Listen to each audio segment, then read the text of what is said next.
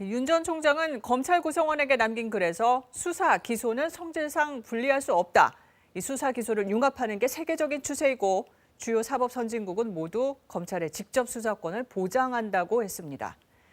2년 전 인사청문회에서는 범죄 대응력이 가장 강한 나라로 미국을 지목했었는데 그때 발언 내용과 미국의 형사 사법 시스템 박진수 기자가 짚어봤습니다.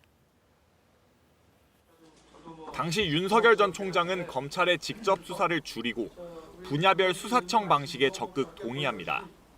분야별로 하나씩 떼어내서 수사청을 만들어서 수사권과 기소권을 분리시키는 방안에 대해서 어떻게 생각하십니까? 저는 아주 매우 바람직한 방향이라고 생각하고 있습니다. 그러면서 미국의 형사사법제도가 가장 강하다는 것이 실증됐다고 말합니다.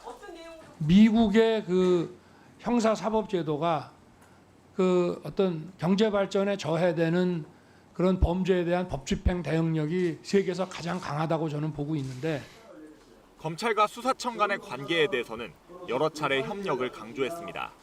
실정적으로 봤을 때 대등한 협력 관계인 미국의 형사법 체계가 범죄 대응 능력이 좀 더 뛰어난 것으로 그렇게 저는 알고 있습니다.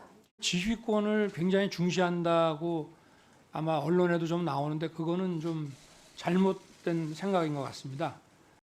2018년 국민의힘 곽상도 의원은 수사와 기소의 분리 방안으로 검찰과 경찰의 수사권을 신설되는 수사청으로 옮기자는 법안을 대표 발의한 바 있습니다.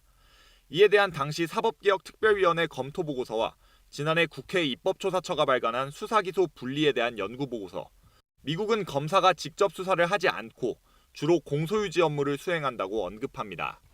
특히 검사는 보안 수사를 요구하거나 기소를 거부하는 등의 방법으로 수사기관을 견제한다고 설명합니다. 기본적으로 미국은 수사와 기소가 분리된 체제라는 겁니다.